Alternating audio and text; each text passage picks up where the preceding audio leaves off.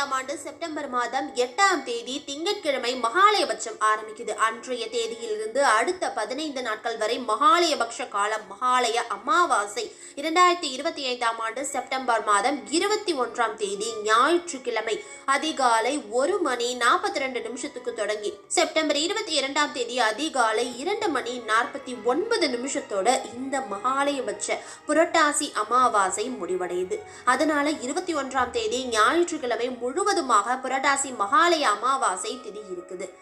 மகாலயபட்சம் செய்யாதவங்களுக்கு மங்களம் உண்டாகாதுங்கிறது பழமொழி. நிம்மதியான வாழ்க்கை வாழணும்னா நம்ம முன்னோர்களோட ஆசை தேவை. அதுக்காக ஒவ்வொரு அமாவாசைக்கும் நம்ம முன்னோர்களை நினைச்சு சைவ உணவு சமைச்சு அவங்களுக்கு முதல்ல படைச்சிட்டு அதை காகத்துக்கு வைக்கிறோம். அந்த உணவானது நேரடியா நம்மளோட முன்னோர்களை சென்றடையுங்கிறது ஒரு நம்பிக்கை. ஒரு மாதத்தோட சரி பாதியை தான் பட்சம்னு சொல்றோம். அமாவாசையை நோக்கி போற நாட்களை கிருஷ்ணபட்சம்னு, பௌர்ணமியை நோக்கி போற நாட்களை சுக்லபட்சம்னு நம்ம முன்னோர்கள் சொல்லியிருக்காங்க. அதே போல மகாலயபட்சம்ங்கிறது 15 நாட்கள் கொண்ட ஒரு காலம். மகாவிஷ்ணுவிற்கு மிகவும் உகந்த மாதமான புரட்டாசி அமாவாசை மகாலயபட்ச அமாவாசைன்னு சொல்றோம். 15 நாட்களும் முன்னோர்களை வழிபட பல்வேறு புண்ணிய பலன்கள் கிடைக்கும். ஒவ்வொரு நாள் வழிபாட்டிற்கும் ஒரு பலன் உண்டு. மனமாற நாம் பிரார்த்தனை செய்வதன் மூலம் முன்னோர்களின் ஆசி கிடைப்பதுடன் செல்வம், புத்திர பாக்கியம், சத்ருஜயம், ஞானம், கல்வி, பலவிதமான சம்பத்துகள் கிடைக்கும் என்று சாஸ்திரங்களில் கூறப்பட்டுள்ளது. இந்த மகாலய பட்ச காலத்தில் பித்ருலோகத்திலிருந்து புறப்பட்ட நம்முடைய முன்னோர்கள் அவர்களுக்கு விருப்பமான இடத்திற்கு சென்று வர யமதர்மன் அனுமதிப்பாராம். முன்னோர்களுக்கு விருப்பமான இடம் அப்படின்னா அது அவர்கள் பிறந்த வீடு, வளர்ந்த வீடு தானே. அதனால் தான் மகாலய பட்சமான இந்த 15 நாட்கள் நமது முன்னோர்கள் நம் இல்லத்தில் வந்து தங்கி இருப்பார்கள் என்பது நம்பிக்கை. இந்த 15 நாட்களும் முன்னோர் வழிபாடுதான் பிரதான வழிபாடா இருக்கணும். எல்லா நாட்களுமே முன்னோர்களை வழிபட்ட பிறகே வழக்கமான பூஜைகளை செய்யணும். தர்ப்பணம் கொடுப்பவர்கள் தினமும் தர்ப்பணம் செய்த பிறகே வீட்டின் பூஜை அறையில் விளக்கேற்றி மற்ற பணிகளை தொடங்க வேண்டும். இந்த மகாலயபக்ஷ காலத்தில் நம் வீட்டிற்கு வரக்கூடிய முன்னோர்களை மகிழ்ச்சியுடன் வரவேற்க வேண்டும். இந்த 15 நாட்கள் நாம் வசிக்கும் இடத்தை சுத்தமாக வைத்திருப்பதோடு முன்னோர்களுக்கு திதி தர்ப்பணம் கொடுத்து வழிபட்டால் நம் வாழ்க்கையும் சந்ததியும் விருத்தியடையும் என்பது உறுதி. தந்தை இல்லாதவர்கள் ஒவ்வொரு மாத அமாவாசையின் போதும் குடும்பத்தின் 3 தலைமுறை ஆண் பெண்களுக்கே தர்ப்பணம் செய்வது வழக்கம். ஸ்ரார்த்த காரியங்களும் அவ்வாறே நடைபெறும். ஆனால் மகாலய பட்சத்தின் போது யாருக்காக வேண்டுமானாலும் நாம் தர்ப்பண காரியங்களை செய்யலாம். தாய் வழி, தந்தை வழி உறவினர்கள், உடன் பிறந்தவர்கள், மகன் அல்லது மகள், அவர்களின் உறவினர்கள், குரு, நெருங்கிய நண்பன் என இறந்த அனைவருக்கும் தர்ப்பணம் செய்து அவர்களுக்கும் நற்கதி ஏற்பட வழி செய்யலாம். இவ்வாறு செய்யும் கர்த்தாவுக்கு சகல ஆசிகளையும் பித்ருக்கள் வழங்குவார்கள் அப்படிங்கிறது ஐதீகம். இந்த 15 நாட்களும் சுப காரியங்கள் செய்வது தவிர்க்கப்படும். வீடுகளில் இந்த நாட்களில் முன்னோர் வழிபாடுகளை முடித்த பின்னே கோலமிடுதல், விளக்கேற்றுதல் போன்ற வழக்கமான கடமைகளை செய்யலாம். இந்த 15 நாட்களும் உணவில் சாத்வீக தன்மை உள்ள உணவுகளையே உண்ண வேண்டும். அதாவது சைவ உணவுகளையே சமைக்க வேண்டும். இந்த மகாலய பக்ஷ காலத்தில் வரக்கூடிய மகாபரணி, மத்தியாஷ்டமி மற்றும் துவாதசி தினங்கள் அதிக முக்கியத்துவம் வாய்ந்தவை. திதிகள் எதுவென்று அறியாதவர்கள் இந்த நாட்களில் பித்ரு காரியங்களை செய்யலாம். இதன் மூலம் உரிய ஆத்மாக்களுக்கு உரிய பலன் சென்றடையும். எனவே இந்த நாட்களில் தவறாமல் முன்னோர்களை நினைத்து வழிபட்டுவாங்க. குடும்பத்தில் யாரேனும் சந்நியாசம் பெற்று இறந்திருந்தால் அவர்களுக்கு தர்ப்பணம் முதலிய கர்ம காரியங்களை செய்யும் நாள் துவாதசி. இதன் மூலம் செய்யும் கர்த்தாவுக்கு புண்ணிய பலன்கள் கூடி சகல செல்வங்களும் கிடைக்கும். இந்த மகாலய பட்ச காலத்தில் என்னெல்லாம் செய்யக்கூடாது அப்படின்னு முதல்ல தெரிஞ்சுக்கலாம்.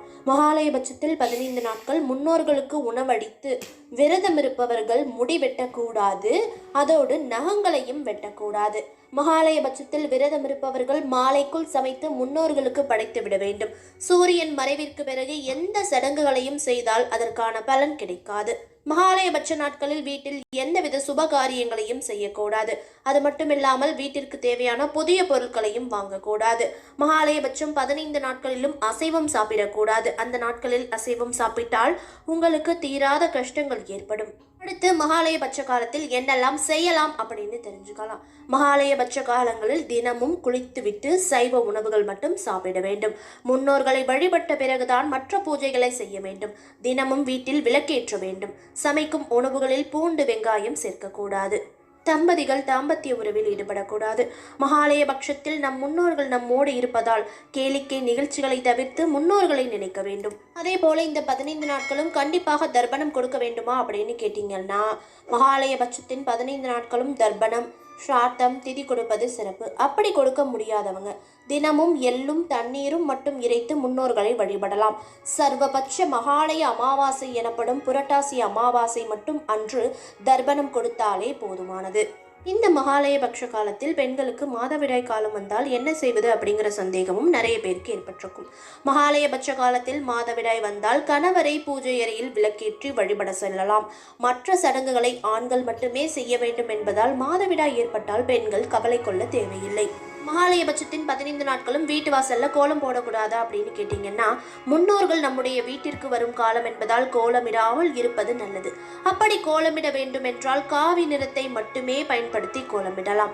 மாவால் கோலமிடக்கூடாது. 15 நாட்களும் முன்னோர்களுக்கு படையலிட வேண்டுமா? தினமும் மதியம் சமைக்கும் உணவை முன்னோர்களுக்கு படைத்து வழிபட்டாலே போதுமானது. தனியாக இலை போட்டு தினமும் படையலிட வேண்டும் என்பது கட்டாயம் கிடையாது.